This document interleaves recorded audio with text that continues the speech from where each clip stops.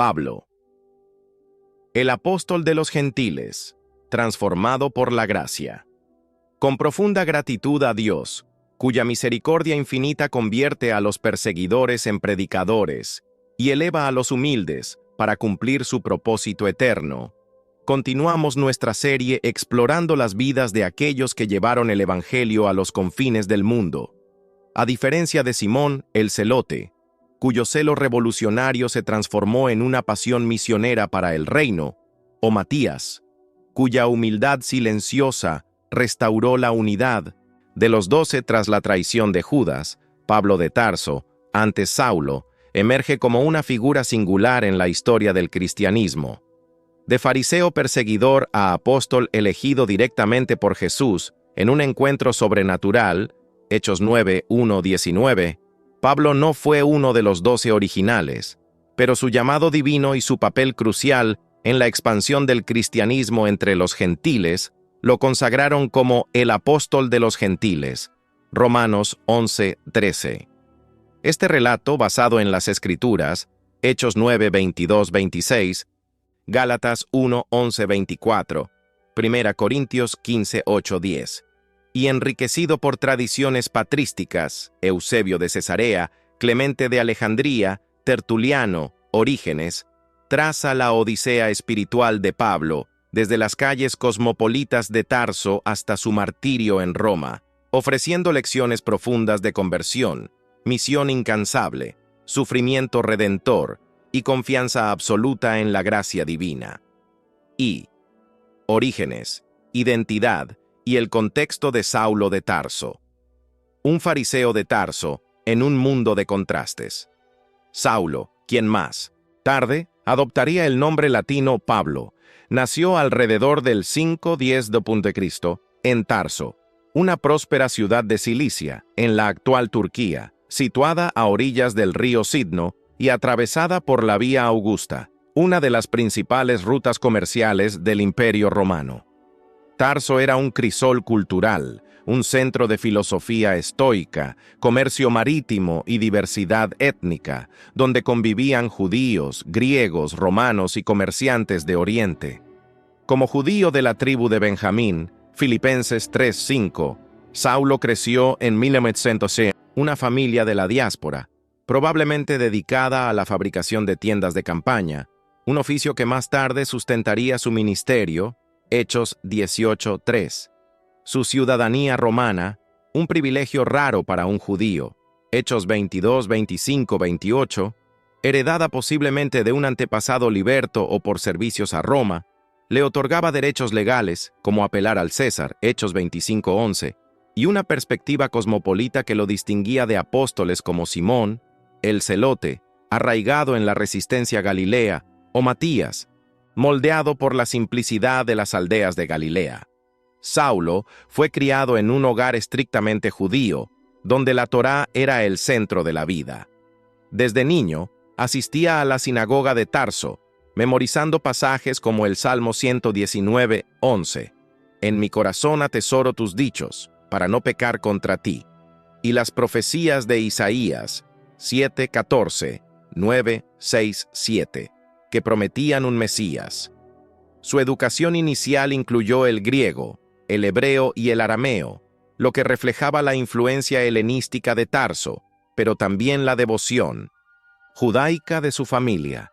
A diferencia de Simón, cuya pasión se forjó en las colinas rebeldes de Caná, o Matías, cuya fe creció en las sinagogas galileas, Saulo fue enviado a Jerusalén en su adolescencia para estudiar bajo Gamaliel, un rabino fariseo de gran prestigio, Hechos 22:3. Gamaliel, conocido por su moderación, Hechos 5:34-39, enseñó a Saulo a interpretar la Torá con rigor, profundizando su celo por la ley y su rechazo a cualquier desviación, como el naciente movimiento cristiano, al que veía como una herejía peligrosa. Imaginemos a Saulo como un hombre de estatura media, con ojos intensos que reflejaban su fervor intelectual y una barba bien recortada, acorde con su formación farisaica. Su voz, entrenada en debates rabínicos, era persuasiva y autoritaria, distinta de la rusticidad de Simón o la serenidad de Matías. Vestía túnicas que combinaban la sobriedad judía con toques helenísticos, como un manto corto al estilo romano, reflejando su identidad dual. Su ciudadanía romana le permitía moverse libremente por el imperio, pero su corazón estaba anclado en la ley de Moisés, lo que lo llevó a perseguir a los cristianos con un celo comparable al de Simón antes de su conversión, pero dirigido contra los seguidores de Jesús. El contexto religioso y político del siglo I. El mundo del siglo I, como se describe en los textos de Simón y Matías, era un escenario de tensiones y esperanzas. Judea, bajo el dominio romano de procuradores como Poncio Pilato, sufría impuestos opresivos, tributum capitis y tributum soli, y una helenización que ofendía a los judíos devotos. En Jerusalén, el templo reconstruido por Herodes el Grande era el corazón religioso, pero también un foco de corrupción, con sumos sacerdotes como Caifás, alineados con Roma. Los fariseos, como Saulo, defendían la pureza de la ley, mientras los saduceos protegían sus privilegios, y los celotes, como Simón, abogaban por la resistencia armada. En la diáspora, los judíos de Tarso mantenían sinagogas vibrantes, pero enfrentaban la presión de la cultura grecorromana, que Saulo navegaba con facilidad gracias a su educación y ciudadanía. El cristianismo primitivo, surgido tras la resurrección de Jesús, era visto como una secta peligrosa por los fariseos, ya que desafiaba la autoridad del templo y proclamaba a un Mesías crucificado. Saulo, con su formación bajo Gamaliel, consideraba a los cristianos una amenaza a la pureza judaica, lo que lo llevó a participar activamente en su persecución. Aprobó el apedreamiento de Esteban, el primer mártir cristiano, Hechos 7:58-8:1, y persiguió a los creyentes hasta la muerte, Hechos 22:4, entrando en casas y llevándolos a prisión. Su celo, similar al de Simón antes de su conversión, era inflamado por textos como Números 25:11, donde Finés es elogiado por su fervor contra la idolatría. Segundo, la conversión de Saulo, un encuentro sobrenatural. El camino a Damasco, de perseguidor a elegido. La vida de Saulo cambió radicalmente en el camino a Damasco, un evento narrado 3 veces en Hechos: 9:1-19, 22:6-16, 26:12-18. Cerca del año 34 d.C., Saulo viajaba a Damasco, armado con cartas del sumo sacerdote para arrestar a cristianos y llevarlos encadenados a Jerusalén. Hechos 9:2. Imaginemos la escena: un mediodía abrasador, con Saulo, probablemente a caballo, liderando un grupo de guardias del templo por una carretera polvorienta flanqueada por olivares. De repente, una luz cegadora, más brillante que el sol, Hechos 26:13, lo envolvió, derribándolo al suelo. Una voz resonó: «Saulo, Saulo, ¿por qué me persigues?». Hechos 9:4. Atónito, Saulo respondió: «¿Quién eres, Señor?».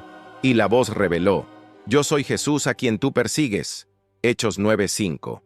Este encuentro sobrenatural, comparable a la transformación del celo de Simón o la elección providencial de Matías, marcó el punto de inflexión en la vida de Saulo.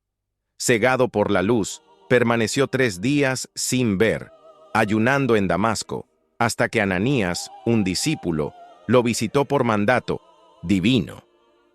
Ananías, con temor pero obediente, impuso las manos sobre Saulo diciendo: «Hermano Saulo, el Señor Jesús me ha enviado para que recobres la vista y seas lleno del Espíritu Santo».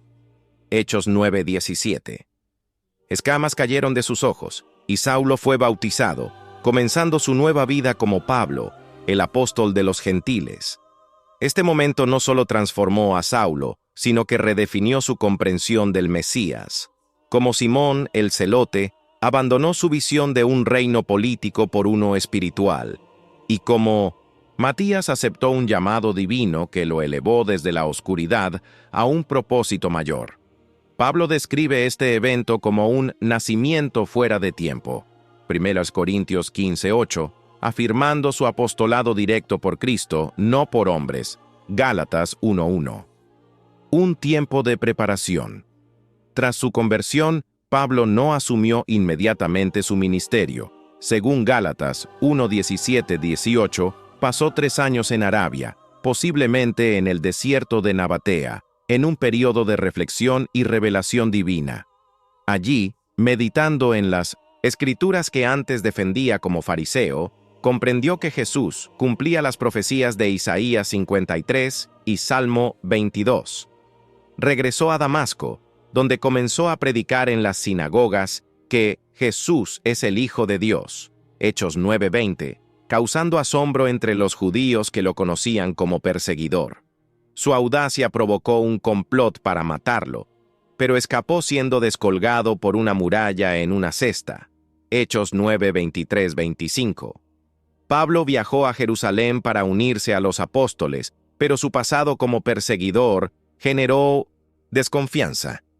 Bernabé, un levita de Chipre, lo presentó a Pedro y Santiago, el hermano de Jesús, Gálatas 1:18-19, quienes reconocieron su llamado. Como Matías, cuya elección restauró la unidad de los 12, Pablo fue integrado a la comunidad, aunque su ministerio se centró en los gentiles, no en Judea. 3. El ministerio apostólico de Pablo, viajes misioneros, llevando el evangelio al mundo. El ministerio de Pablo, narrado en Hechos 13:28 y sus epístolas, abarca 3 viajes misioneros principales, circa 46-57 d.C., y un viaje final a Roma como prisionero. Su misión, inspirada por la visión de Cristo de ir a los gentiles, Hechos 26-17-18, lo llevó desde Antioquía hasta Asia Menor, Grecia y Roma, estableciendo iglesias en ciudades como Corinto, Éfeso, Filipos y Tesalónica. Primer viaje, Hechos 13:14.